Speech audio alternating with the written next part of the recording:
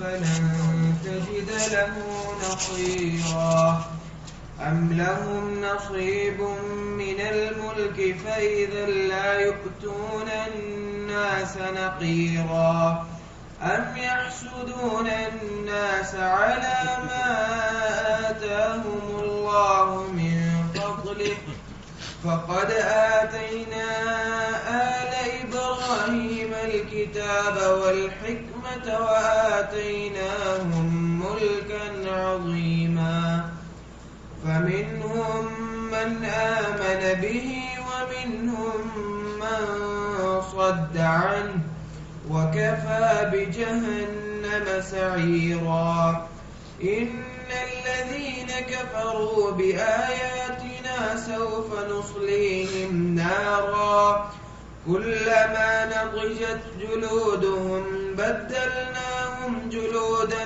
غيرها ليذوقوا العذاب إن الله كان عزيزا حكيما والذين آمنوا وعملوا الصالحات سندخلهم جنات تجري من تحتها الأنهار خالدين فيها أبدا لهم فيها أزواج مطهرة وندخلهم ظلا ظليلا إن الله يأمركم أن تودوا الأمانات إلى أهلها وإذا حكمتم بين الناس أن تحكموا بالعدل إن الله نعما يعظكم به إن الله كان سميعا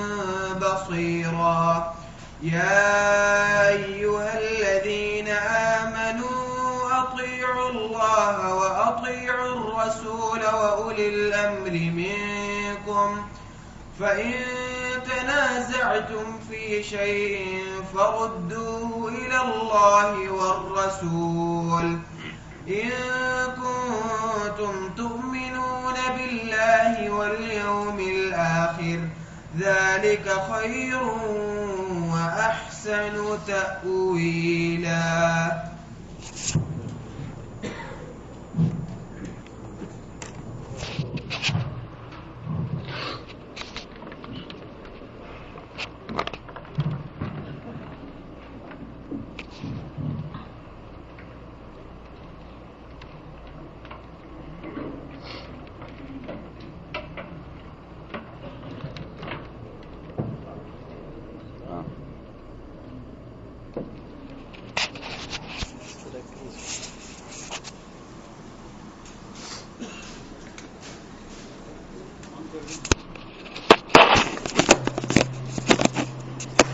أعوذ بالله من الشيطان الرجيم بسم الله الرحمن الرحيم پچھلی آیت کا مضمون یہ تھا کہ اللہ تعالیٰ نے فرمایا جو لوگ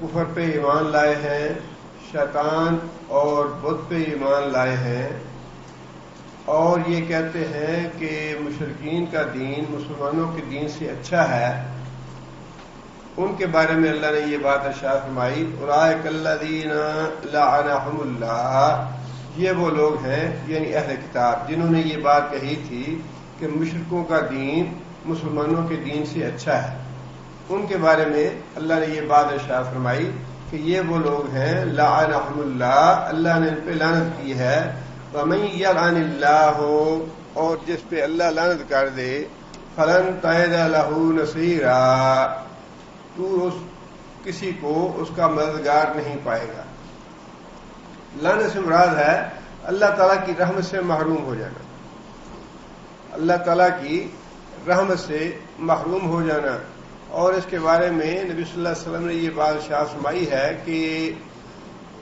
لعنت جو ہے یہ بلا وجہ کسی کا نام لے کے اس پہ لعنت نہیں ڈالنی چاہیے جس پہ لعنت ڈالی جائے وہ لعنت کے اگر قابل نہ ہو تو فرمایا کہ وہ لعنت اسی کی طرف پلٹ آتی ہے جو کہنے والا ہوتا ہے، وہ خود لعنت زدہ ہو جاتا ہے۔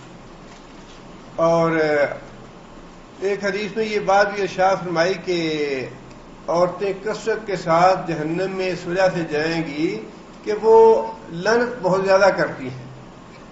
اس لیے اس معاملے میں بہت زیادہ احتیاط کرنی چاہیے، جس کا مطلب یہ ہے کہ اللہ تعالیٰ کی رحمت سے انسان محروم ہو گیا۔ شیطان کو اللہ نے فرمایا کہ وہ لعنتی ہے، اس لیے کہ وہ قیامت تک اللہ کی رحمت سے محروم ہو چکا ہے۔ اور یہی معاملہ اہل کتاب کا ہے کہ انہوں نے جانتے بوجھتے اپنی کتابوں میں بھی تحریف کی اور رسول اکرم صلی اللہ علیہ وسلم کے بارے میں، قرآن کے بارے میں جانتے بوجھتے جھٹلایا، ان کو ایمان نہیں لائے، اور پھر یہاں تک مشرکین کی حمایت حاصل کرنے کے لیے، ان کو خوش کرنے کے لیے اور مسلمانوں کا مقابلہ کرنے کے لیے انہیں یہاں تک کہہ دیا کہ تمہارا مشرکوں کا دین جو ہے وہ مسلمانوں کے دین سے اچھا ہے۔ اس لیے اللہ نے فرمایا کہ یہ اہل کتاب اللہ کی لعنت ہے ان پہ، اور آپ جہاں کہیں سے بھی چاہیں گے مدد نہیں ملے گی، یعنی کفار اور مشرکین سے مدد لینے کے لیے آئے ہیں، حالانکہ ان کی مدد انہیں کچھ بھی فائدہ نہیں دے گی۔ آگے پھر انہی کے بارے میں ایک اور ان کا جرم ہے جس کا ذکر اللہ نے فرمایا ہے، ام لہم نصیب من الملک، ام لہم کیا واسطے ان کے، ہم کی ضمیر اہل کتاب کے لیے ہے، نصیب ان حصہ ہے، من الملک کے بادشاہی میں، کیا اللہ کی سلطنت میں، اللہ کی بادشاہی میں ان کا بھی کوئی حصہ ہے اہل کتاب کا؟ فَإِذًا اگر حصہ ہوتا تو پھر کیا ہوتا، لا یؤتون الناس نقیرا، لا یؤتون الناس تو دوسرے لوگوں کو یہ نہ دیتے، نقیرا ایک ذرہ بھی۔ اگر پھر واقعی اللہ کی سلطنت میں، اللہ کی حکومت میں ان کا بھی کچھ حصہ ہوتا تو یہ یہودی اور عیسائی جو ہیں یہ اپنے علاوہ کسی دوسرے کو ذرہ برابر نہ دیتے۔ نکیر جو ہے یہ گٹھلی میں جو نشان بنا ہوتا ہے گڑا سا، اسے نکیر کہتے ہیں، اور اس گڑے میں جو جھلی ہوتی ہے چھوٹی سی اس کو فتیل کہتے ہیں۔ اس سے پہلے فتیلہ کا لفظ آیا ہے، اور یہاں پہ اللہ تعالیٰ نے نکیرہ کا لفظ استعمال فرمایا ہے کہ اگر اہل کتاب کا کوئی حصہ ہوتا حکومت میں، اللہ کی سلطنت میں، تو یہ اپنے علاوہ کسی کو کوئی ذرہ برابر چیز نہ دیتے۔ یہ ان کی بخیلی کا اللہ تعالیٰ نے ذکر فرمایا کہ بہت ہی بخیل قوم ہے۔ آگے فرمایا کہ ام یا سدو، یہ اصل میں اللہ تعالیٰ نے تبصرہ فرمایا ان کا اس بات پہ کہ نبوت کا جو منصب تھا وہ آل اسحاق کی بجائے آل اسماعیل کی طرف منتقل ہو گیا۔ اب اس پہ اللہ تعالیٰ بات فرما رہے ہیں، اس کا ذکر فرما رہے ہیں، اگر ان کے اختیار میں ہوتا تو یہ تو کبھی ایسا نہ ہونا دیتے۔ اگر اہل کتاب کے اختیار میں کچھ بھی بات ہوتی تو یہ کبھی گوارا نہ کرتے کہ نبوت جو ہے وہ بنو اسماعیل میں چلی جائے۔ آگے پھر اللہ تعالیٰ نے وہی بات ذرا اور وضاحت کے ساتھ ارشاد فرمائی ہے، ام یحسدون الناس، کیا یہ حسد کرتے ہیں لوگوں سے؟ یہاں لوگوں سے مراد مسلمان، کیا یہ اہل کتاب حسد کرتے ہیں لوگوں سے کس بات پہ؟ الا ما آتاہم اللہ من فضلہ، حسد اس بات پہ ہے ما آتاہم اللہ، جو کچھ اللہ نے ان کو دیا، من فضلہ اپنے فضل سے۔ اللہ کے فضل سے مراد جی نبوت۔ اللہ تعالیٰ نے نبوت جو ہے بنو اسحاق کی بجائے بنو اسماعیل کو دے دی۔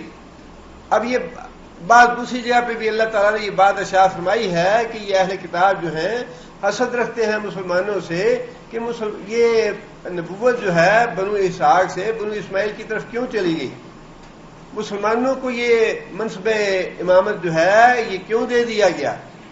اب اللہ تعالیٰ نے وہی بات ارشاد فرمائی کہ اگر تو ان کے ہاتھ میں حکومت ہوتی اللہ کی سلطنت میں ان کا بھی کوئی حصہ ہوتا تو یہ تو کبھی گوارا نہ کرتے کہ منصب امامت جو ہے وہ بنو اسحاق کی بجائے بنو اسماعیل کی طرف چلی جائے یا محمد صلی اللہ علیہ وسلم کو نبوت ملے یہ کبھی گوارا نہ کرتے، ایسا کبھی ہونے نہ دیتے. لیکن ان کا سلطنت میں اللہ کی حکومت میں کوئی حصہ ہے نہیں. اللہ جس کو اپنے فضل سے نوازنا چاہتا ہے اللہ تعالیٰ بلا روک ٹوک اس کو اپنے فضل سے نوازتا ہے. وَآتَيْنَا آگے اللہ فرماتے ہیں مَا آتَاهُمُ اللَّهُ مِنْ فَضْلِهِ جو اللہ تعالیٰ نے ان کو اپنے فضل سے دیا. اور یہ حسد جو ہے یہ نبی صلی اللہ علیہ وسلم نے فرمایا ہے کہ بہت ہی گناہ تو ہے ہی، کبیرہ گناہ تو ہے ہی، لیکن اس کا نقصان بہت زیادہ ہے. نبی صلی اللہ علیہ وسلم نے فرمایا کہ یہ جو حسد ہے یہ ایسی بری چیز ہے جو موڑ دینے والی ہے. اور خود ہی فرمایا کہ میں یہ نہیں کہتا یہ بال موڑنے والی چیز ہے، بلکہ یہ تو انسان کے دین اور ایمان کو موڑ دینے والی چیز ہے، دین اور ایمان کی جڑ کاٹ دینے والی چیز ہے حسد کرنا. حسد کا مطلب یہ ہے کہ کسی دوسرے کی نعمت یا دوسرے کی خوبی کو دیکھ کے انسان جلنے لگے اور اس بات کی خواہش اور تمنا کرے کہ کسی طرح اس سے بھی یہ چھن جائے یا چھن کے مجھے حاصل ہو جائے. اب یہ تھا حسد اہل کتاب کو، یہود و نصارہ کو، کہ نبوت جو ہے یہ بنو اسماعیل میں کیوں چلی گئی، یہ تو بنو اسحاق کے پاس ہی رہنی چاہیے تھی. اور ان کی خواہش یہ تھی کہ یا تو یہ ہمیں چھین کے دی جائے یا پھر ہم ان کو بھی نہیں مانیں گے. اور بات وہی ہوئی کہ انہوں نے آج تک اس بات کو دل سے تسلیم کیا نہیں کہ نبوت جو ہے وہ بنو اسماعیل کا حق ہے یا اللہ نے ان کو دے دی ہے. آگے اللہ فرماتے ہیں فقد آتینا آل ابراہیم الکتاب. اب اللہ تعالیٰ نے ان کے حسد کو فرمایا کہ یہ بالکل ہی ایک باطل سی اور بے مقصد سی بات ہے، اس وجہ سے کہ نبوت تو آل ابراہیم میں ہی رہی، پھر بھی خواہ وہ بنو اسحاق کی لڑی کے پاس ہو یا بنو اسماعیل میں چلی جائے، ہے تو آل ابراہیم وہ بھی ابراہیم کی اولاد، وہ بھی ابراہیم کی اولاد. حسد کس بات کا؟ یہ تو ان کی بیوقوفی اور حماقت ہے کہ نبوت جو ہے وہ تو ہم نے پھر بھی اسی خاندان میں رہنے دی ہے. خاندان تو ایک ہی ہے، سارے کے سارے ابراہیم کی اولاد ہیں. پہلے بھی ابراہیم کی اولاد کے پاس تھی نبوت اور اب بھی ابراہیم کی اولاد کے پاس نبوت ہے. ان کو حسد تو کرنا نہیں چاہیے، ان کو تو اس بات پہ خوش ہونا چاہیے کہ آل ابراہیم کے علاوہ کہیں دوسری جگہ نہیں گئی. اور اگر اللہ چاہتے تو اللہ تعالیٰ کا تو حق ہے، اللہ جو چاہے کریں، اللہ کے فضل کو کوئی روکنے والا نہیں ہے. لیکن اللہ نے فرمایا کہ فقد آتینا آل ابراہیم الکتاب، ہم نے آل ابراہیم کو کتاب دی. پہلے بھی جتنے انبیاء آئے وہ سارے آل ابراہیم سے تھے، اب محمد صلی اللہ علیہ وسلم آئے ہیں وہ بھی آل ابراہیم سے ہی ہیں. بل حکمت، کتاب بھی دی اور حکمت بھی دی. وَآتَيْنَاهُمْ مُلْكًا عَظِيمًا، اور ہم نے دیا ان کو ملک عظیم، عظیم سلطنت دی، عظیم بادشاہت دی. اب عظیم سلطنت سے مراد بعض مفسرین نے اللہ تعالیٰ نے بعض انبیاء کو جو سلطنت دی تھی وہ مراد لی ہے، اور بعض مفسرین نے اس سے مراد نبوت ہی لی ہے کہ یہ جو نبوت کا عظیم منصب تھا یہ اللہ تعالیٰ نے آل ابراہیم میں ہی رکھا. پوری دنیا میں آل ابراہیم کے علاوہ کسی کو نبوت نہیں ملی، اور یہ آل ابراہیم کی نبوت جو ہے یہ ایسا عظیم منصب ہے، ایسی عظیم حکومت ہے کہ جو پوری دنیا پہ چھائی ہوئی ہے اور اس میں سے کسی دوسرے کا کوئی حصہ نہیں ہے. بعض نے اس کو ملک عظیم سے مراد نبوت لیا ہے اور بعض نے اس سے مراد بادشاہت لی ہے. اب آگے اللہ فرماتے ہیں فَمِنْهُمْ مَنْ آمَنَ، اب ان میں سے کوئی تو ایسا ہے جو ایمان لے آیا. اپنے نبی کے زمانے کی بات ہے، یعنی ابراہیم علیہ السلام کے زمانے میں، ان کے زمانے کی بات، کوئی ایمان لایا کوئی نہیں لایا. اسماعیل علیہ السلام پہ کوئی ایمان لایا کوئی نہیں لایا. اسحاق علیہ السلام پہ کوئی ایمان لایا کوئی نہیں لایا. یعقوب علیہ السلام پہ کوئی ایمان لایا، کوئی نہیں لایا. اسی طرح موسیٰ علیہ السلام پہ کوئی ایمان لایا، کوئی نہیں لایا. عیسیٰ علیہ السلام پہ کوئی ایمان لایا، کوئی نہیں لایا. اور اب حضرت محمد صلی اللہ علیہ وسلم نبی ہیں، ان کے ساتھ بھی معاملہ ایسا ہی ہے کہ کچھ لوگ ایمان لائے ہیں، کچھ لوگ ایمان نہیں لائے. فَمِنْهُمْ مَنْ آمَنَ بِهِ، اب ان میں سے بعض ایسے ہیں جو اپنے نبی پہ ایمان لے آئے، اپنے زمانے کے نبی پہ. وَمِنْهُمْ، اور ان میں سے مَنْ صَدَّ عَنْهُ، کچھ ایسے ہیں جو رک گئے ایمان لانے سے، ایمان نہیں لائے. وَكَفَى بِجَهَنَّمَ سَعِيرًا، اب آگے اللہ فرماتے ہیں کہ ایمان نہ لانے والوں کے لیے بھڑکتی ہوئی جہنم جو ہے وہ کافی ہے. ان کو سزا دینے کے لیے بھڑکتی ہوئی آگ جہنم کی وہ کافی ہے. آگے پھر اللہ تعالیٰ نے اس کی تھوڑی اور تفصیل فرمائی ہے جہنم کے عذاب کی. وہ یہ ہے، اللہ فرماتے ہیں ان الذین کفروا، بے شک وہ لوگ جو کافر ہوئے جو انبیاء پہ ایمان نہیں لائے. بآیاتنا، جنہوں نے انکار کیا ہماری آیتوں کا، ہمارے احکام کا. سوف نصلیہم نارا، ان قریب ہم انہیں داخل کریں گے آگ میں. ان قریب اس لیے اللہ نے فرمایا کہ انسان جب اس دنیا سے جاتا ہے، جب اس دنیا سے رخصت ہوتا ہے، تو یا اسی وقت ہی اسے بھی پتہ چل جاتا ہے کہ اب میرا ٹھکانہ جو ہے وہ آگ ہے یا جنت ہے. اس کے بعد کا معاملہ جو ہے جب حشر ہوگا، نشر ہوگا اور پھر حساب کتاب ہوگا، وہ تو بعد کی بات ہے. لیکن جب اس دنیا سے انسان رخصت ہونے لگتا ہے تو تبھی انسان کو پتہ چل جاتا ہے کہ کیا کمائی کر کے لایا ہے. اس لیے اللہ نے فرمایا سوف نصلیہم، ہم ان کو ان قریب، یعنی موت کے وقت ہی پتہ چل جائے گا. موت کے وقت ہی انسان کے لیے یا جہنم کا گڑھا ہے یا جنت کا باغ ہے قبر. فرمایا کہ سوف نصلیہم نارا، ہم ان قریب ہی ان کو جہنم کی آگ میں داخل کر دیں گے. اور اس آگ کے بارے میں فرمایا کلما نضجت جلودہم بدلناہم جلودا غیرہا. اس جہنم میں حال یہ ہوگا کلما نضجت جلودہم، جب بھی ان کی کھال جل جائے گی، بدلنا، ہم بدل دیں گے، ہم ان کی کھال کو جلودا غیرہا، ایک نئی کھال کے ساتھ. جیسے ہی آگ کھال کو جلائے گی ویسے ہی فوراً اس کی جگہ پہ نئی کھال بنا دی جائے گی. اور یہ مفسرین نے لکھا ہے کہ جو جلد ہے، نئی جلد، اس کے جلنے کی تکلیف ہوتی ہے، لیکن جب ایک دفعہ جلد جل جائے تو پھر اس کے نیچے جو گوشت ہے اس کو جلنے کی تکلیف نہیں ہوتی. ساری تکلیف جو ہے وہ جلد کے جلنے کی ہوتی ہے. اس لیے جلد کو جلنے کے بعد چھوڑ نہیں دیا جائے گا، بلکہ اس جلد کی جگہ فوراً دوسری جلد بنا دی جائے گی تاکہ وہ مسلسل عذاب میں مبتلا رہے، مسلسل تکلیف محسوس کرتا رہے.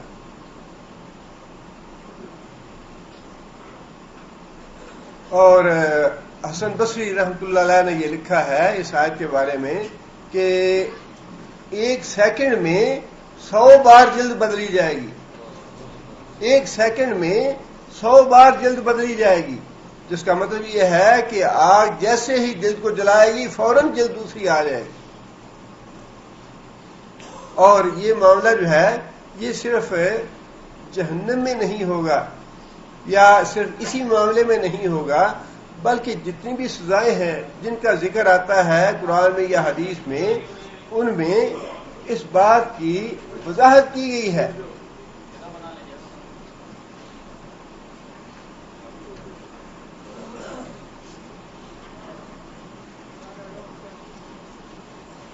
مثلا رسول اکرم صلی اللہ علیہ وسلم نے فرمایا کہ سود خور کو میں نے دیکھا ہے، سود کھانے والا خون کے سمندر میں ہے، اور کوشش کر کے وہ کنارے پہ آنے کی کوشش کرتا ہے کہ اس خون سے نکل آئے باہر، لیکن جب کنارے کے قریب پہنچتا ہے تو فرشتہ کھڑا ہوتا ہے کنارے پہ اور وہ پتھر مارتا ہے اس کے سر پہ، اور وہ پھر آگے سمندر کے وسط میں چلا جاتا ہے، اس کو باہر نکلنے نہیں دیتا۔ اب پھر وہ دوبارہ لوٹتا ہے، پھر کوشش کرتا ہے کہ میں اس تکلیف سے نکلوں، اس سمندر سے باہر آؤں، اور جب کنارے پہ پہنچتا ہے تو فرشتہ پھر اس کو پتھر مار کے دوبارہ وہیں بھیج دیتا ہے، جس کا مطلب یہ ہے کہ وہاں سے نجات کی صورت ممکن نہیں۔ مسلسل تکلیف اور مسلسل عذاب کی کیفیت ہے۔ اسی طرح فرمایا کہ جو آدمی جھوٹی افواہیں پھیلاتا ہے،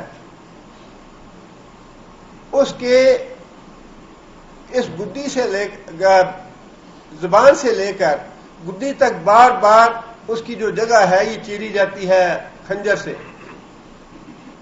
جب ایک طرف سے فرشتہ چیر دیتا ہے تو دوسری سمت جاتا ہے، اور جب دوسری سمت سے واپس آتا ہے تو پہلی جگہ بالکل اپنی جگہ پہ ٹھیک ہو چکی ہوتی ہے، اس کو چیرتا ہے، پھر دوسری طرف جاتا ہے تو وہ صحیح سالم ہو چکی ہوتی ہے، پھر اس کو چیرتا ہے، پھر دوسری طرف آتا ہے وہ صحیح سالم ہو چکی ہوتی ہے، جس کا مطلب یہ ہے کہ سزا ایسی ہے جو مستقل ہے، اس سزا سے نکلنے کی کوئی صورت نہیں ہے۔ اور فرمایا کہ قبر میں بھی یہی معاملہ ہوتا ہے کہ جب انسان سوال جواب میں ناکام ہو جاتا ہے، سوال جواب نہیں دے پاتا، میرا اللہ کون ہے، میرا نبی کون ہے، میرا دین کون سا ہے، تو فرمایا کہ ایک فرشتہ مسلط کر دیا جاتا ہے جو اس کے سر پہ گرز سے مارتا ہے۔ جب وہ گرز سے مارتا ہے تو سر ریزہ ریزہ ہو جاتا ہے، اس کے ذرے ذرے اڑ جاتے ہیں، لیکن جیسے ہی وہ گرز اٹھاتا ہے اس کا سر جو ہے دوبارہ صحیح سالم بن جاتا ہے، پھر وہ گرز مارتا ہے، پھر ریزہ ریزہ ہو جاتا ہے، پھر گرز مارتا ہے، پھر ریزہ ریزہ ہو جاتا ہے، دوبارہ بار بار وہ گرز مارتا ہے، سر صحیح سالم ہو جاتا ہے، گرز مارتا ہے، سر صحیح سالم ہو جاتا ہے۔ اور وہی بات اللہ نے یہاں فرمائی، جو جلد ہے وہ جل جاتی ہے، اس کو نئے بنایا جاتا ہے، پھر وہ جلتی ہے، پھر نہیں آ جاتی ہے، پھر جلتی ہے، پھر نہیں آ جاتی ہے، جس کا مطلب یہ ہے کہ یہ عذاب کی ایک مستقل قسم ہے جو جلے گا، جو سزا دی جائے گی وہ ایسی نہیں ہے کہ ایک سزا دینے کا لا تبقی ولا تذر لا يموت فیہا ولا یحیا، خواہ کتنے بھی اس کو چیرا جائے گا، کتنے بھی گرز مارے جائیں گے، تلفح وجوہہم فی النار وہم فیہا کالحون، فرمایا کہ آگ جو ہے وہ گوشت ان کا منہ کا کھا جائے گی، جبڑے باہر نکل آئیں گے، لیکن اس کے بعد پھر وہ ویسے کا ویسا ہو جائے گا، پھر دوبارہ آگ جلائے گی، پھر ویسے کا ویسا ہو جائے گا، پھر آگ جلائے گی، اسے بار بار آگ جلاتی رہے گی۔ اور سورہ حج میں اللہ تعالیٰ نے یہ بات ارشاد فرمائی کہ فالذین کفروا، وہ لوگ جنہوں نے کفر کیا، قطعت لہم ثیاب من نار، ان کے لیے آگ کے کپڑے کاٹے جائیں گے، آگ کے کپڑے پہنائے جائیں گے ان کو، یصب من فوق رؤوسہم الحمیم، ان کے سر کے اوپر کھولتا ہوا پانی ڈالا جائے گا۔ اور رسول اللہ صلی اللہ علیہ وسلم نے یسحر بہ، اس کی وضاحت فرمائی حدیث شریف میں، فرمایا کہ یسحر بہ کی تفسیر یہ ہے کہ سر کے اوپر کھولتا ہوا پانی جب ڈالا جائے گا، کھولتا ہوا پانی جو ہے وہ سر میں سوراخ کر دے گا، سر میں سوراخ کرے گا، اس کے بعد وہ نیچے پیٹ میں جائے گا، پیٹ میں اس کی ساری آنتیں وغیرہ جل جائیں گی، اور جلنے کے بعد پیٹھ کے راستے وہ سب کچھ نکل جائے گا نیچے، اس کے قدموں میں جا گرے گا۔ اور یہاں فرمایا من فوق رؤوسہم الحمیم، سر کے اوپر سے کھولتا ہوا پانی ڈالا جائے گا، یسحر بہ ما فی بطونہم، جو سب کچھ جلا دے گا جو کچھ ان کے پیٹوں میں ہوگا، دل بھی، جگر بھی، آنتیں بھی، گردے بھی، جو کچھ بھی ان کے پیٹوں میں ہے سب کچھ وہ گرم پانی جلا دے گا، والجلود، اور ان کی کھالوں کو بھی جلا ڈالے گا۔ اور اللہ کے رسول نے جب یہ فرمایا کہ جب یہ کھولتا ہوا پانی ان کے پیٹ میں جو کچھ ہے اس کو جلا ڈالے گا اور اس کی پیٹھ سے نیچے نکل کے اس کے پاؤں میں گر پڑے گا، تو اللہ کے رسول نے فرمایا ثم یعاد کما کان، ثم یعاد کما کان، جو کچھ اس کے پیٹ سے نکلے گا اس کو پھر اس کے پیٹ میں ڈال دیا جائے گا، پھر فرشتہ اس کے سر پہ پانی ڈالے گا، پھر وہ نیچے گر جائے گا، پھر اس کے پیٹ میں سب کچھ ڈال دیا جائے گا، فرشتہ پھر اس کے سر پہ پانی ڈالے گا اور وہ کھولتا ہوا پانی سب کو جلا کے پھر سب باہر نکال دے گا، پھر اس کو ڈالا جائے گا، پھر اس کے سر پہ پانی ڈالا جائے گا. یہ مسلسل عذاب کی کیفیت رہے گی. اس لیے اللہ نے فرمایا لا یموت فیہا ولا یحیا، جہنم میں جو جائے گا لا یموت، مرنے نہیں دیا جائے گا اس کو. وہ چاہے گا، مانگے گا موت. فرشتوں سے کہیں گے جہنمی کہ اپنے مالک سے دعا کرو ہمیں موت ہی دے دے، موت آ جائے ہمیں. فرمایا انکم ماکثون، بدبختو تم نے یہیں رہنا ہے، یہی عذاب اب تم نے برداشت کرنا ہے.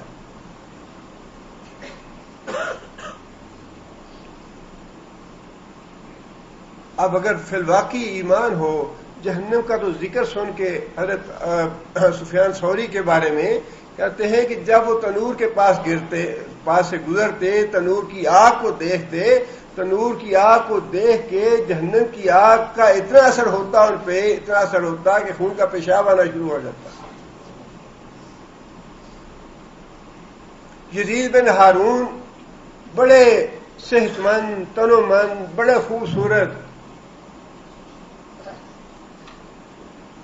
بڑی دیر کے بعد ان کے دوست ملے، انہیں دیکھا تو ان کی آنکھیں جو تھیں وہ بند ہو چکی تھی، نابینا ہو گئے تھے. کہنے لگے یزید یہ کیا ہوا، تمہاری تو بڑی خوبصورت آنکھیں تھیں. کہنے لگے کہ جہنم کی آگ نے آنکھیں چھین لی ہیں. یہ رو رو کے جہنم کی آگ کو یاد کر کر کے، رو رو کے، آنسو بہا بہا کے آنکھیں ضائع ہو گئی ہیں. ایک اور تابعی تھے، ساری رات اپنے بستر پہ پلٹتے رہتے، جاگتے رہتے. بیٹی نے پوچھا کہ ابا جی کیا بات ہے، آپ کو نیند نہیں آ رہی، کوئی پریشانی ہے، کوئی بیماری ہے، کوئی تکلیف ہے؟ کہنے لگے بیٹا جہنم کی آگ سونے نہیں دیتی. اور اللہ کے رسول صلی اللہ علیہ وسلم نے یہ بات بالکل صحیح فرمائی ہے کہ جس آدمی کو جہنم کی آگ یاد ہے وہ چین کی نیند سو نہیں سکتا. جس آدمی کو جہنم کی آگ یاد ہے اور جو کچھ اللہ اور اللہ کے رسول نے فرمایا ہے، بتا دیا ہے کہ اللہ کے رسول نے فرمایا میں جہنم دیکھی ہے، میں نے جنت بھی دیکھی ہے، اور اس میں ایسے ایسے لوگوں کو میں نے دیکھا ہے، اس میں یہ عذاب دیکھے ہیں، ساری باتیں اللہ کے رسول نے بتا دیں. فرمایا کہ جس آدمی کو جہنم کی آگ یاد ہے وہ چین کی نیند نہیں سو سکتا. اور فرمایا جس کو جنت کی نعمتیں یاد ہیں وہ بھی چین کی نیند نہیں سو سکتا. اس کے دل میں جنت حاصل کرنے کی تڑپ اتنی ہونی چاہیے کہ راتوں کو اٹھ اٹھ کے اللہ سے مانگے جنت. اور جس کو جہنم کی آگ یاد ہے وہ بھی اللہ سے جہنم سے پناہ مانگے اٹھ کے.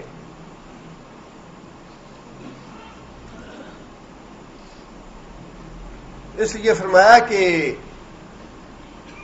جب بھی ان کی جلد جل جائے گی، کھال جل جائے گی، تو فوراً ان کی جلد بدل دی جائے گی لِيَذُوقُوا الْعَذَابَ، تاکہ عذاب کا مزہ چکھیں. ان اللہ کان عزیزا حکیما، بے شک اللہ تعالی غالب ہے، حکمت والا ہے.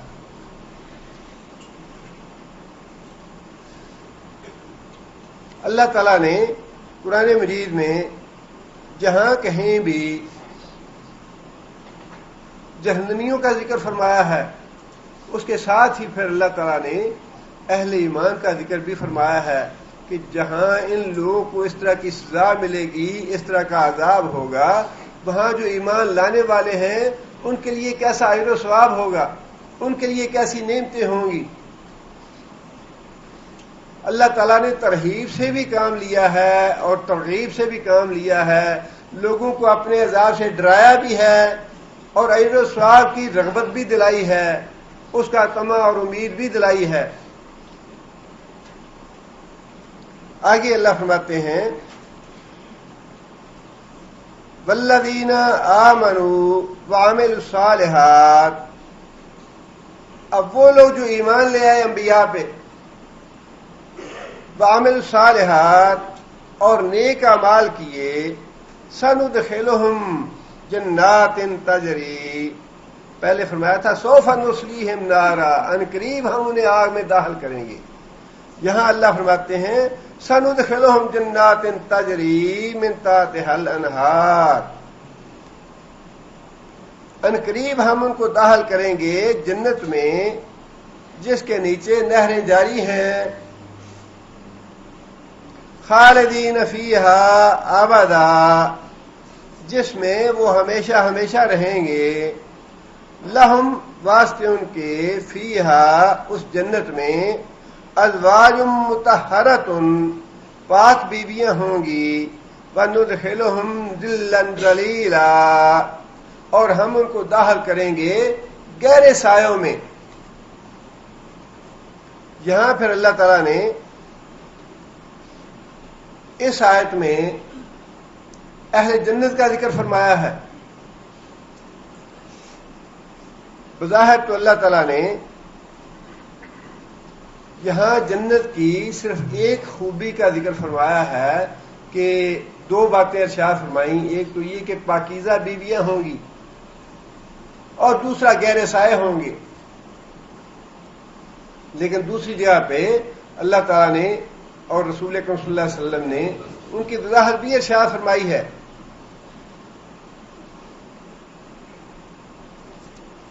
فرمایا کہ جنت میں بیماری نہیں ہوگی، بڑھاپا نہیں ہوگا.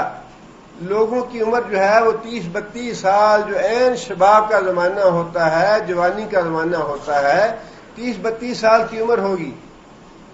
موت نہیں ہوگی، نیند نہیں ہوگی، لباس پرانے نہیں ہوں گے، اور ہر وہ نعمت ہوگی جس کی انسان تمنا کرے گا، جس کی انسان خواہش کرے گا. اور پھر ازواج کے بارے میں بھی یہ بات ارشاد فرمائی کہ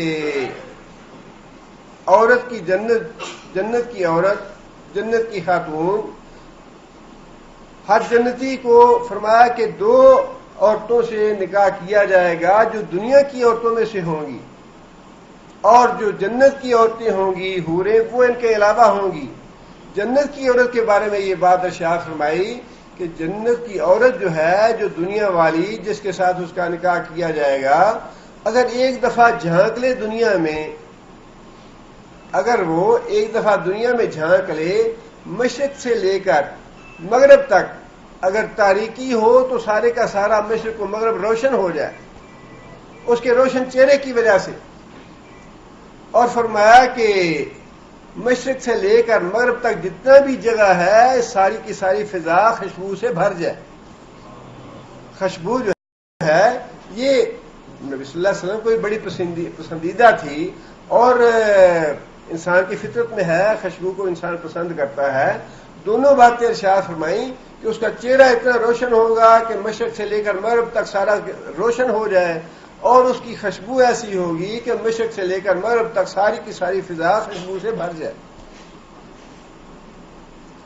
اور اسی طرح فرمایا کہ جو جنت کی عورت ہے 70 لباس پہنے ہوئے ہوگی، اور وہ 70 لباس ایسے ہوں گے کہ لباس کے اندر سے ہر آدمی کو جو اس کی منکوحہ بیویاں ہوں گی اسے ان کی پنڈلی کا اندر گدا تک نظر آ رہا ہوگا. کأنہم لؤلؤ مکنون، بار بار اللہ نے فرمایا کہ ایسی عورتیں ہوں گی گویا کہ حفاظت سے سنبھالے ہوئے موتی ہیں یہ.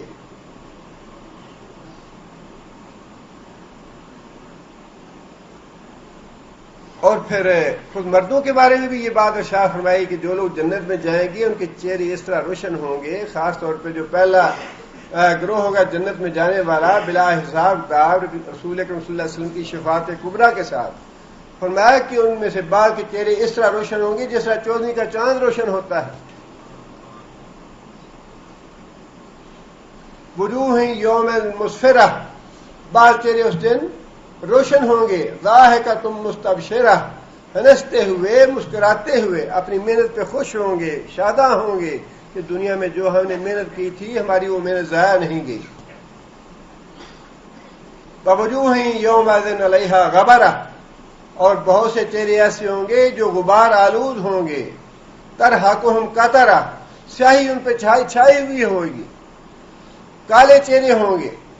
اولئک ھم الکفرۃ الفجرہ، یہ وہ لوگ ہیں جو کافر تھے یا مسلمان ہوتے ہوئے فاسق اور فاجر بن کے رہے دنیا میں، اللہ کے رسول کو ناراض کر کے گئے اس دنیا سے، فسق و فجور میں مبتلا رہے اس دنیا میں۔ اولئک ھم الکفرۃ الفجرہ۔ اللہ تعالیٰ نے دونوں کا ذکر فرما دیا کہ جو جہنمی ہیں وہ مستقل عذاب میں مبتلا رہیں گے، لمحہ بھر کی رخصت نہیں ہوگی، موت نہیں آئے گی، اور ان کی جو سزا کی کیفیت ہوگی وہ ہر دم تازہ بتازہ ہوگی۔ اور جو اہل جنت ہوں گے وہ جنت میں شادہ و فرحاں ہوں گے۔ اور فرمایا کہ دوسری بات فرمائی، ندخلہم ذلا ذلیلا، اور گھنے سائے میں ہم ان کو داخل کریں گے۔ اس کے بارے میں بھی رسول اللہ صلی اللہ علیہ وسلم نے فرمایا کہ ایک درخت کا سایہ اتنا طویل ہوگا، اتنا لمبا ہوگا کہ ایک گھوڑ سوار 100 سال تک گھوڑے پہ چلتا رہے تو سایہ ختم نہیں ہوگا۔ 100 سال تک گھوڑ سوار چلتا رہے تو اس درخت کا سایہ ختم نہیں ہوگا۔ اور بعض مفسرین نے لکھا ہے کہ یہاں ذلہ ذلیلہ سے مراد اللہ تعالیٰ کی عرش عظیم کا سایہ ہے۔ اور بعض دوسری جگہ پہ بھی اللہ تعالیٰ نے یہ بات ارشاد فرمائی، اصحاب الیمین وما اصحاب الیمین فی صدر مخضود بظل ممدود بطلح منضود بظل ممدود۔ اصحاب یمین جو ہیں وہ بے کانٹے بیریوں میں اور تہ بر تہ کیلوں میں اور لمبے سایوں میں رونق افروز ہوں گے یا عیش کر رہے ہوں گے۔ ذل ممدود، بڑے لمبے لمبے سائے ہوں گے۔ یہاں فرمایا ذلا ذلیلا کہ بڑے گھنے سائے ہوں گے۔ آگے پھر فرمایا کہ اب اس سے پہلے اللہ تعالیٰ نے دو جو جرائم تھے اہل کتاب کے ان کا ذکر فرمایا۔ ایک تو ان کی بخیلی کا فرمایا کہ اگر سلطنت میں سے کچھ حصہ ان کے پاس ہوتا تو یہ کسی کو رتی برابر نہ دیتے، اس میں اللہ نے ان کی بخیلی کا ذکر فرمایا ہے۔ اور دوسرا جو ان کا جرم تھا وہ حسد کا تھا کہ مسلمانوں سے ان کو حسد تھا کہ نبوت جو ہے یہ بنو اسماعیل میں کیوں چلی گئی۔ اب آگے اللہ تعالیٰ نے ان کے ایک اور جرم کا ذکر فرمایا ہے۔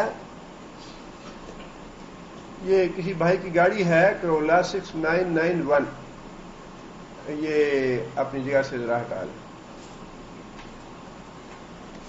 آگے اللہ تعالیٰ نے اہل کتاب کے دو اور جرائم کا ذکر فرمایا ہے، اور یہ ذکر فرمانے کا مطلب یہ ہے کہ بالواسطہ طور پہ مسلمانوں کو اس بات کی تنبیہ کی گئی ہے کہ یہ جرم تو یہود و نصارہ کے ہیں، تمہارے اندر یہ جرائم نہیں آنے چاہیے، تمہیں ان گناہوں سے پرہیز کرنا چاہیے، ان سے دور رہنا چاہیے۔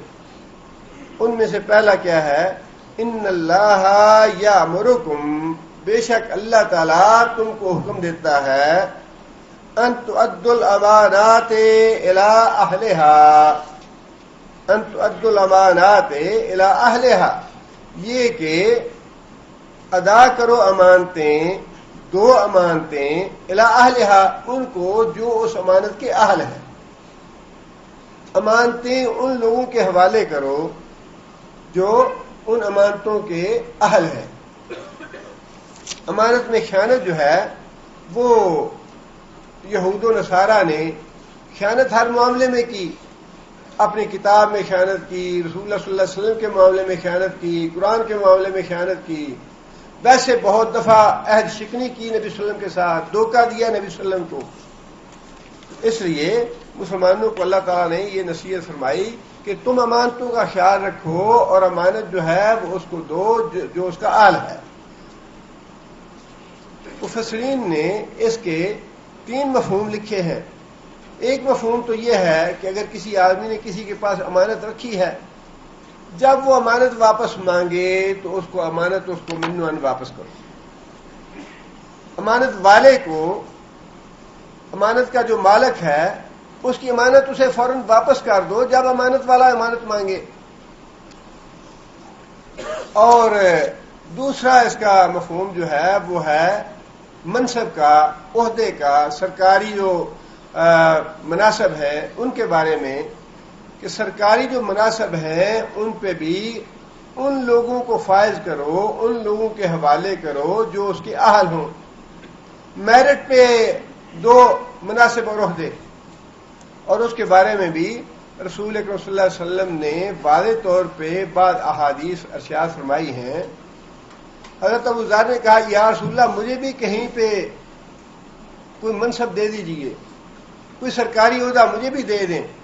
رسول اللہ صلی اللہ علیہ وسلم فرمایا کہ ابو ذر تم کمزور آدمی ہو، اور یہ جو منصب ہیں حکومت کے، جو اقتدار ہے، جو عہدے ہیں، قیامت کے دن ذلت اور رسوائی کا باعث بنیں گے، ذلیل کر دیں گے لوگوں کو، الا یہ کہ کسی نے اس کا واقعی حق ادا کیا ہو. اور اس کا حق ادا کرنا جو ہے وہ بڑا ہی مشکل کام ہے. حق ادا کرنا بڑا مشکل کام ہے، اور تم کمزور آدمی ہو، کہیں ایسے نہ ہو کہ اس عہدے کی وجہ سے، اس منصب کی وجہ سے قیامت کے دن ذلت اور رسوائی دیکھنی پڑے تمہیں. اور پھر اس کے بعد علاوہ یہ بات بھی ارشاد فرمائی کہ جو لوگ حکومت کا منصب، حکومت کا عہدہ نالائق لوگوں کے، نااہل لوگوں کے حوالے کر دیتے ہیں، ان پہ اللہ کی لعنت. نالائق لوگوں کے حوالے حکومت کے عہدے اور حکومت کے مناصب کے حوالے کر دینا، فرمایا جو بھی ایسا کرے گا اس پہ اللہ کی لعنت ہے. اور فرمایا کہ اگر جو آدمی نااہل کو حکومت کا منصب دے دیتا ہے، حکومت کا عہدہ دے دیتا ہے، وہ اللہ سے خیانت کرتا ہے. اور تیسری بات یہ فرمائی کہ اگر تم نے مناسب جو ہیں نااہل لوگوں کے حوالے کر دیے تو پھر اس کا کوئی علاج نہیں، تمہارا مقدر تباہی اور بربادی ہے، قیامت کا انتظار کرو. پھر فرمایا کہ جب عہدے اور مناصب جو ہیں نالائق اور نااہل لوگوں کے حوالے کر دیے جائیں تو پھر خیر اور بھلائی کہاں سے آئے گی؟ فرمایا اس کا کوئی علاج نہیں، پھر انتظار کرو قیامت کا، اللہ کے عذاب کا. اور اسی طرح اور بھی بہت سی چیزوں کو رسول اکرم صلی اللہ علیہ وسلم نے امانت میں شامل فرمایا ہے. فرمایا کہ نماز بھی امانت ہے، اور جو آدمی نماز کا رکوع اور سجود پورا نہیں کرتا اس کو کیا فرمایا؟ چور ہے وہ. فرمایا کہ وہ نماز کا چور ہے جو سجدہ اور رکوع پورا نہیں کرتا، اس نے نماز کی امانت میں خیانت کی. اسی طرح فرمایا کہ وضو جو ہے وہ بھی امانت ہے. جتنے بھی حقوق اللہ ہیں یہ سارے کے سارے امانت ہیں. حقوق العباد سارے کے سارے امانت ہیں. اور امانت کے بارے میں یہ بات نبی صلی اللہ علیہ وسلم نے فرمائی کہ قیامت کے دن امانت اور صلہ رحمی یہ دونوں چیزیں پلصراط پہ کھڑی کر دی جائیں گی. جب لوگوں کو حکم ہوگا پلصراط عبور کرنے کا تو امانت اور صلہ رحمی دونوں کو پلصراط پہ کھڑا کر دیا جائے گا. جس آدمی نے امانت میں خیانت کی ہوگی، المجالس بالامانہ، مجلس ہے، 2 آدمی 3 آدمی بیٹھے ہیں، انہوں نے آپس میں باہم مشورہ کیا، کسی نے مشورہ مانگا، 2-3 آدمیوں نے بیٹھ کے بات چیت کی.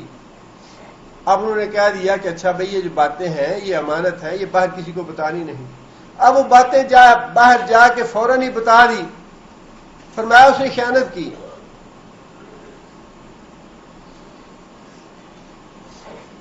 فرمایا کہ امانت جو ہے اس کو پل صراط پہ کھڑا کر دیا جائے گا، اور جس آدمی نے امانت کا حق ادا نہیں کیا ہوگا اس کو امانت گرا لے گی جہنم میں، امانت پہچان لے گی اس کو اور جہنم میں گرا دے گی۔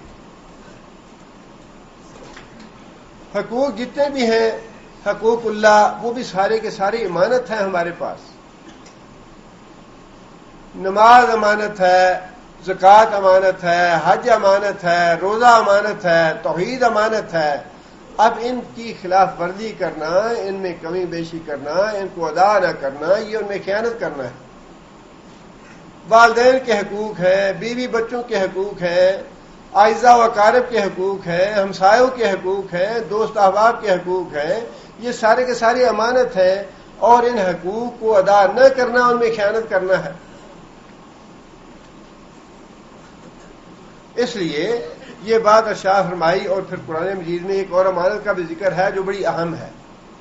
انا عرضنا الامانۃ علی السماوات والارض والجبال، انا عرضنا الامانۃ علی السماوات والارض والجبال، ہم نے امانت پیش کی آسمانوں کے سامنے، زمین کے سامنے، والارض اور والجبال پہاڑوں کے سامنے۔ فابینا ان یحملنها، ان ساری چیزوں نے، آسمان نے بھی انکار کر دیا، زمین نے بھی انکار کر دیا، پہاڑوں نے بھی انکار کر دیا۔ اللہ نے بتایا کہ یہ میری امانت ہے قرآن مجید، اس کے اوامر اور نواہی امانت ہیں، یہ قبول کر لو، بڑا اجر و ثواب ملے گا، جنت ہے، اس میں یہ نعمتیں ہیں، اور بڑے عیش و آرام سے زندگی بسر کرو گے وہاں پہ۔ لیکن اگر یہ نہ کیا تو پھر جہنم میں عذاب ملے گی۔ آسمانوں نے کہا کہ ثواب کی امید پہ، جنت کی امید پہ، یا اللہ تیری سزا برداشت کرنے کا ہم میں ہمت نہیں ہے، ہم اس کو قبول نہیں کرتے۔ کہیں ایسے نہ ہو کہ جنت کی امید میں جہنم سے پالا پڑ جائے، اور جہنم کی سزا تو ہم سے برداشت نہیں ہوگی، آسمان نے انکار کر دیا۔ فرمایا کہ پھر زمین کو ہم نے کہا کہ یہ قرآن کی امانت ہے، اس میں اوامر اور نواہی ہیں، تم قبول کر لو اس کو، بڑا اجر و ثواب ملے گا۔ لیکن اگر اس پہ عمل نہ کیا تو اس کی سزا جہنم ہے۔ زمین نے بھی یہی جواب دیا کہ ثواب کی امید پہ یا اللہ تیرا عذاب نہیں چاہیے، جنت کی امید میں، جنت کی خواہش میں جہنم میں جانا گوارا نہیں۔ فرمایا کہ پھر ہم نے اس قرآن کو، اس کے اوامر اور نواہی کو پہاڑوں کے سامنے پیش کیا کہ تم اس کو قبول کر لو۔ پہاڑوں نے بھی یہ امانت اٹھانے سے انکار کر دیا کہ ہمارے اندر یہ طاقت نہیں ہے، ہم اس کو اٹھانے کے لائق نہیں ہیں، یا اللہ کہیں تیری سزا کے نہ مستحق ہو جائے ہم آپ کی نافرمانی کر کے۔ واشفقنا منہا، ڈر گئے اس امانت کو لینے سے۔ وحملها الانسان، اور انسان بیوقوف نے آگے بڑھ کے کہا اللہ یہ مجھے دے دے، میں اٹھاتا ہوں اس کو۔ انہ کان ظلوما جہولا، فرمایا کہ بڑا ہی ظالم اور بڑا ہی جاہل۔ آسمان نے انکار کر دیا، زمین نے انکار کر دیا، پہاڑوں نے انکار کر دیا، جو انسان کے مقابلے میں بڑی قوی مخلوق تھی، بڑی طاقتور مخلوق تھی، اس نے انکار کر دیا۔ لیکن اس ظالم اور جاہل نے کہا نہیں یا اللہ مجھے دے دے، میں لیتا ہوں یہ۔ آگے ساتھ ہی اللہ تعالیٰ نے تبصرہ فرما دیا انسان کی اس جہالت پہ اور انسان کے اس ظلم پہ۔ فرمایا لِيُعَذِّبَ اللَّهُ الْمُنَافِقِينَ وَالْمُنَافِقَاتِ، اس کا نتیجہ یہ ہے کہ جن لوگوں نے نفاق کا کام کیا، منافقت کی، ہمیں دھوکہ دیا کہ ہمیں دے دے یا اللہ، ہم اس امانت کو اٹھاتے ہیں لیکن اس کا حق ادا نہیں کیا۔ لِيُعَذِّبَ اللَّهُ الْمُنَافِقِينَ وَالْمُنَافِقَاتِ وَالْمُشْرِكِينَ وَالْمُشْرِكَاتِ وَيَتُوبَ اللَّهُ عَلَى الْمُؤْمِنِينَ وَالْمُؤْمِنَاتِ وَكَانَ اللَّهُ غَفُورًا رَحِيمًا۔ جو لوگ اس کا حق ادا کریں گے اللہ تعالیٰ ان پہ اپنی مہربانی فرما دیں گے، اور جو لوگ اس کا انکار کریں گے یا منافقت کا رویہ اختیار کریں گے اللہ ان کو عذاب دے گا اس کے نتیجے میں۔ اللہ تعالیٰ نے اس پورے قرآن مجید کو، قرآن مجید میں جو اوامر ہیں، نواہی ہیں، ان کو بھی امانت قرار دیا ہے، اور اس امانت کو ہم نے خود قبول کیا ہے کہ یا اللہ اس امانت کو ہم اٹھائیں گے، اس امانت میں ہم خیانت نہیں کریں گے، قرآن کے احکام پہ یا اللہ ہم عمل کریں گے۔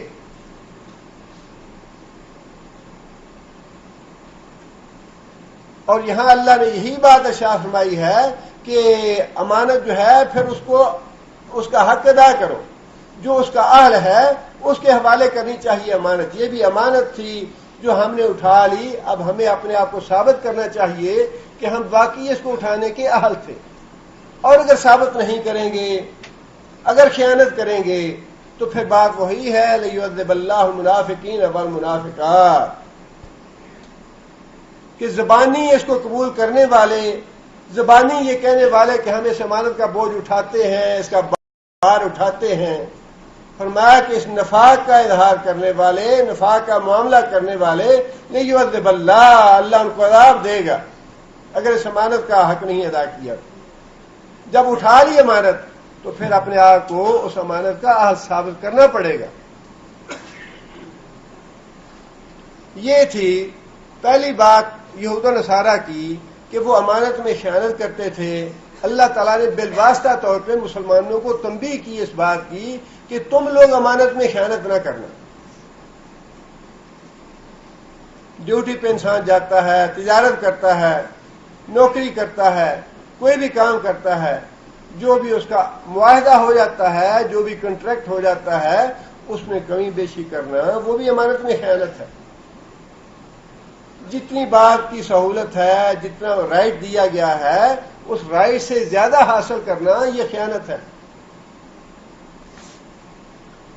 آگے اللہ فرماتے ہیں کہ دوسری بات وَإِذَا حَكَمْتُمْ بَيْنَ النَّاسِ أَن تَحْكُمُوا بِالْعَدْلِ، دوسرا اللہ حکم تمہیں یہ دیتا ہے اذا حکمتم، جب تم فیصلے کرو بین الناس، لوگوں کے درمیان، ان تحکموا بالعدل، تو فیصلہ کرو عدل کے ساتھ۔ اہل نصارہ نے فیصلہ کرتے ہوئے کیا ظلم کیا؟ مشرکوں نے پوچھا کہ ہمارا دین اچھا ہے کہ مسلمانوں کا دین اچھا ہے؟ ان ظالموں کو پتا تھا کہ اسلام جو ہے یہ توحید کا دین ہے، اللہ کے رسول جو ہے توحید کا سبق دیتے ہیں، شرک سے روکتے ہیں، بتوں کی پوجا سے روکتے ہیں، لیکن اس کے باوجود ان ظالموں نے غلط فیصلہ دیا کہ تمہارا جو مشرکوں کا دین ہے یہ اچھا ہے، مسلمانوں کا دین برا ہے۔ اللہ نے فرمایا کہ انہوں نے تو یہ ظلم کیا ہے، اب تم ایسا ظلم نہ کرنا کہ جانتے بوجھتے ظالمانہ فیصلے کرو۔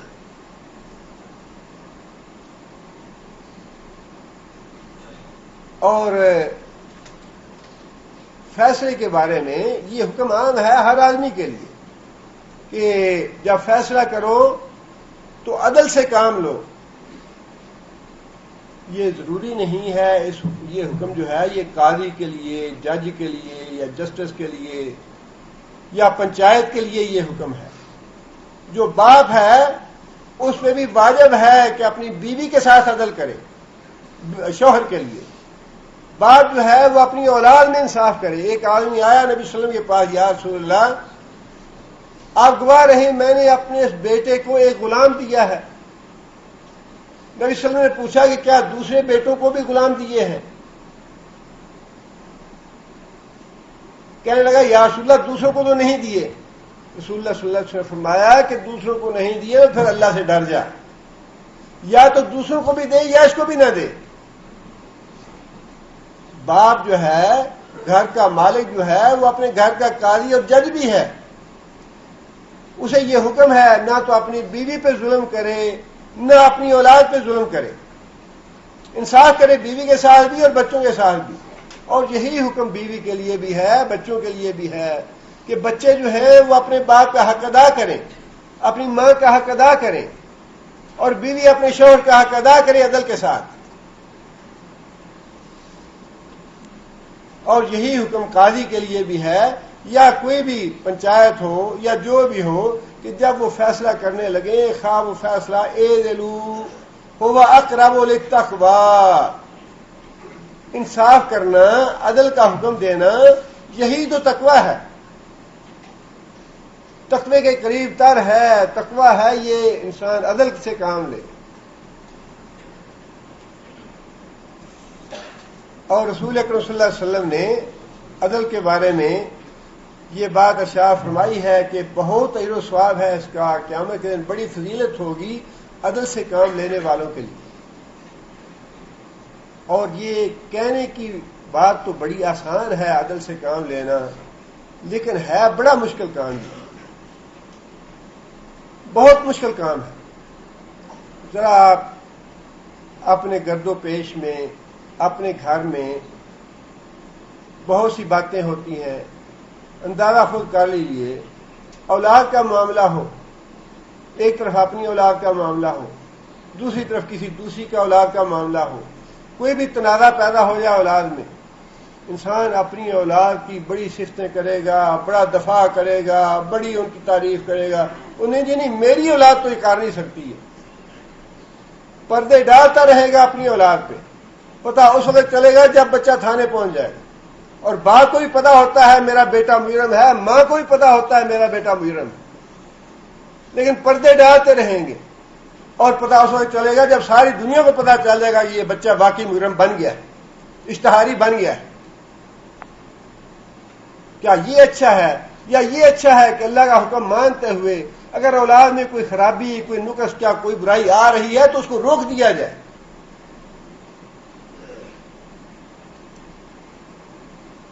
اپنی ذات میں انسان کو پتا ہوتا ہے کہ میری ذات میں 100 خرابیاں ہیں، 100 بگاڑ ہیں میری ذات میں، لیکن اس کے باوجود انسان جب دوسروں سے بات کرتا ہے تو اپنا تحفظ کرتا ہے، اپنا دفاع کرتا ہے، کبھی بات مانتا نہیں۔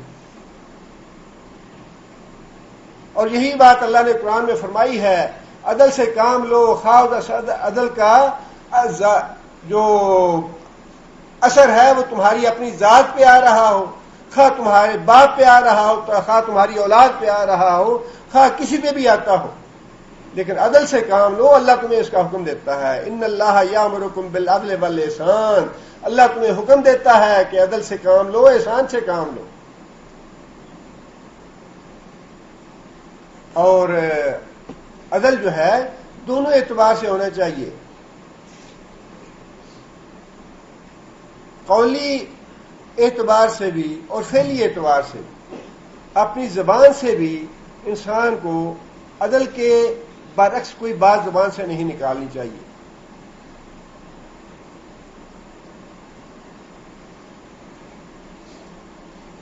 انسان سچی بات کہے، گالی گلوچ نہ کرے، غیبت نہ کرے، جھوٹ نہ بولے،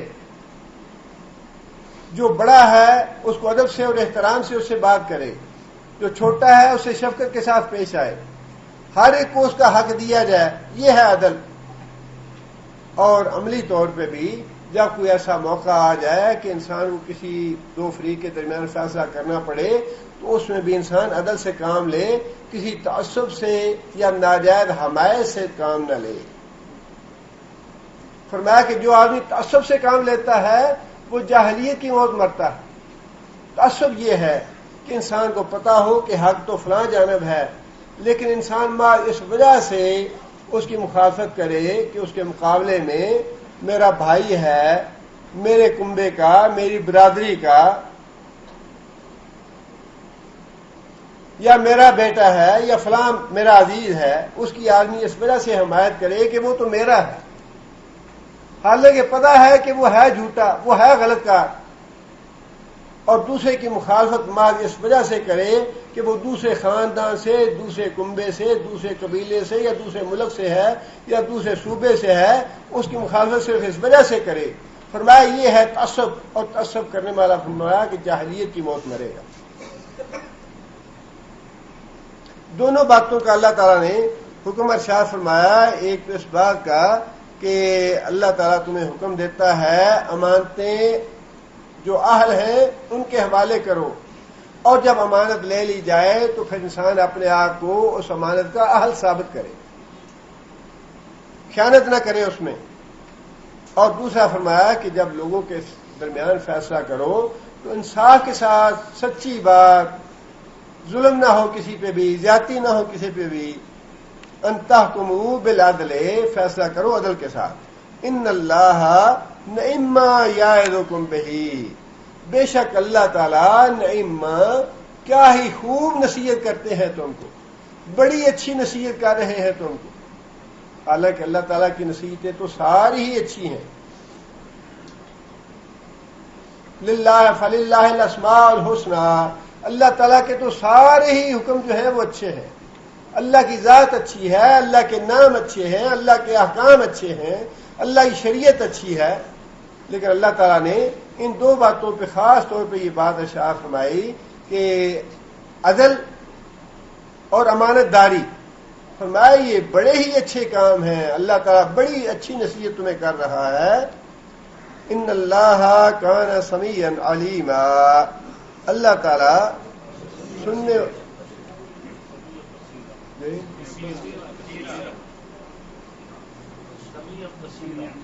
ان اللہ کان سمیعا بصیرا، اللہ تعالیٰ سننے والے اور دیکھنے والے ہیں. آگے پھر اگلی آیت میں اللہ تعالیٰ نے مسلمانوں کا جو سیاسی نظام حکومت ہے یا نظام خلافت ہے اس کا ایک بنیادی اصول دے دیا. اس بارے میں اللہ تعالیٰ نے پہلے سے ہی بات اشار فرما دی کہ امانت جو ہے وہ امانت کے جو اہل ہیں ان کے حوالے کرو، اور فیصلے جو ہیں وہ ٹھیک ٹھیک عدل کے مطابق کرو. اب آگے اللہ تعالیٰ نے مسلمانوں کے اجتماعی نظام جو ہے اس کے لیے ایک اصول دیا ہے. وہ اصول یہ ہے، یا ایھا الذین آمنوا، اے لوگوں جو ایمان لائے ہو، اطیعوا اللہ. سب سے پہلی کون سی بات ہے؟ اللہ تعالیٰ کی اطاعت کرو.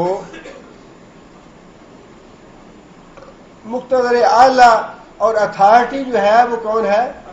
ہر معاملے میں اتھارٹی اللہ کی ذات ہے.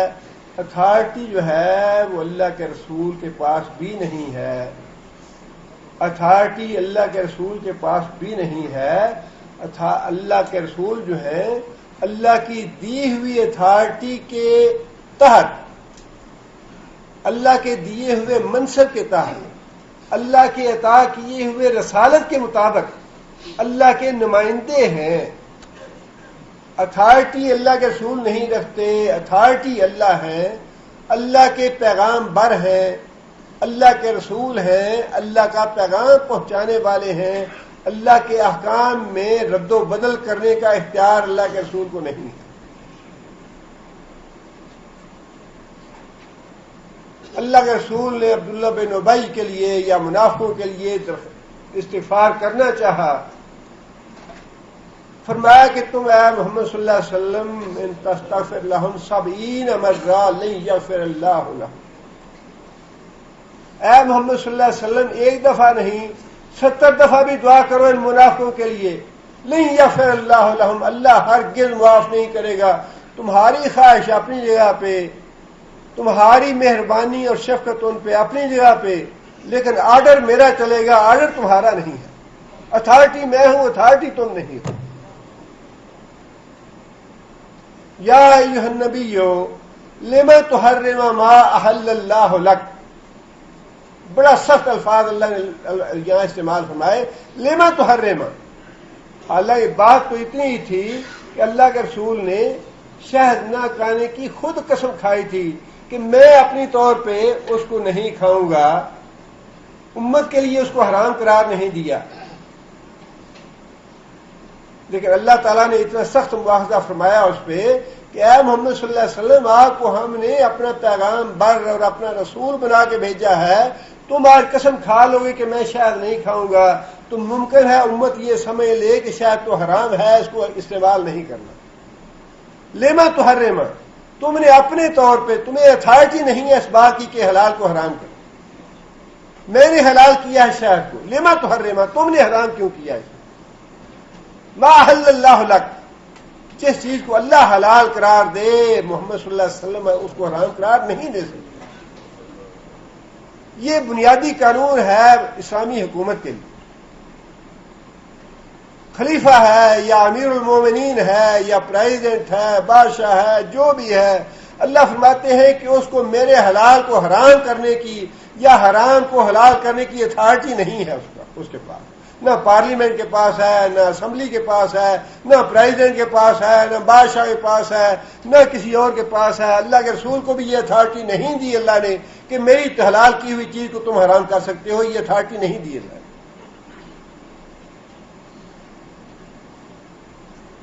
اس لیے پہلے قدم پہ ہی، پہلے مرحلے پہ ہی اللہ نے یہ بات واضح کر دی ہے کہ اتھارٹی جو ہے وہ اللہ تعالیٰ کی ذات ہے.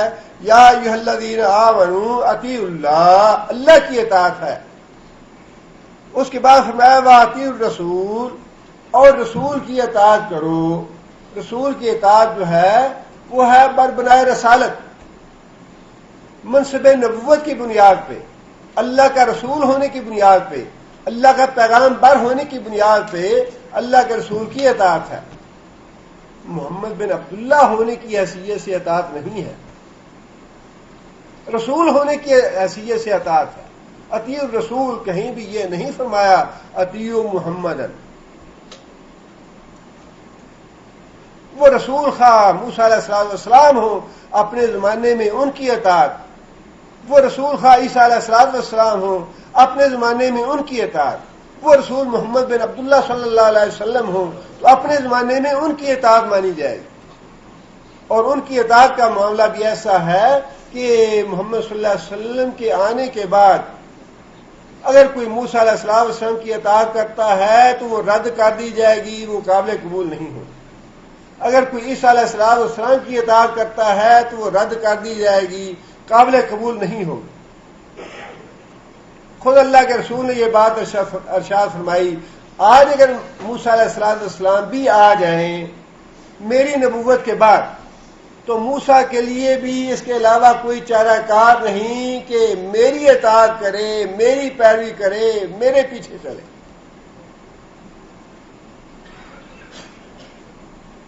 جب اللہ کا معاملہ، اللہ کی اتھارٹی کا معاملہ ہے تو اس میں اللہ کے رسول بھی شامل نہیں ہے، اور جب اللہ کے رسول کی اطاعت کا معاملہ ہے تو اس میں کوئی دوسرا رسول بھی شامل نہیں ہو سکتا. اگر موسیٰ بھی آئیں گے تو وہ بھی اللہ کے رسول محمد بن عبداللہ صلی اللہ علیہ وسلم کے مطیع اور اطاعت گزار، فرما بردار بن کے رہیں گے، تب ان کا گزارا ہوگا. عیسیٰ علیہ السلام تشریف لائیں گے، محمد صلی اللہ علیہ وسلم کے دین کے تابع ہو کے آئیں گے، وہ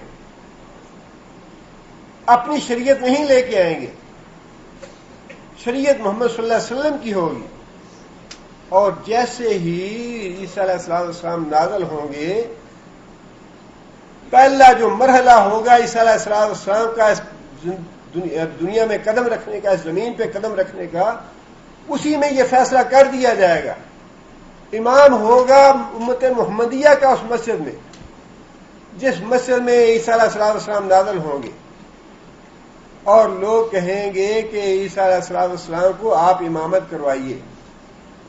عیسیٰ علیہ السلام فوراً فیصلہ کر دیں گے اس بات کا کہ نہیں، امام تمہیں میں سے ہوگا، امام تمہارا نماز پڑھائے، میں اس کے پیچھے نماز پڑھوں گا. مطلب یہ کہ محمد صلی اللہ علیہ وسلم جو ہے ان کی امت میں میں آیا ہوں تو ان کا امتی بن کے رہوں گا. میں اب نبی بن کے نہیں آیا، اب میں محمد صلی اللہ علیہ وسلم کا امتی بن کے آیا ہوں. جب اللہ کے رسول کے رسالت کا معاملہ ہے، نہ کوئی پیر، نہ فقیر، نہ ولی، نہ شہید، نہ فرشتہ، نہ جن، نہ کوئی دوسرا رسول اللہ کے رسول کی رسالت میں بھی شریک نہیں. جس طرح اللہ تعالیٰ کی اتھارٹی میں کوئی دوسرا شریک نہیں ہے، محمد صلی اللہ علیہ وسلم بھی شریک نہیں ہے، اسی طرح رسول اللہ صلی اللہ علیہ وسلم کی رسالت میں بھی کوئی شریک نہیں ہو سکتا. ہاں کوئی کتنا بڑا امام ہے، ہاں کوئی کتنا بڑا محدث ہے، ہاں کتنا بڑا کوئی عالم فاضل ہے، ٹھیک ہے، اس کا علم اور فضل جو ہے یا اس کا تقوی، اس کی نیکی، اس کے اعمال جو کچھ بھی ہیں وہ سارے اپنی جگہ پہ، لیکن اللہ کے رسول کے رسالت میں گوارا نہیں اللہ کو بھی. اللہ تعالیٰ نے تو اللہ کے رسول کو بیٹا بھی نہیں چھوڑا زندہ.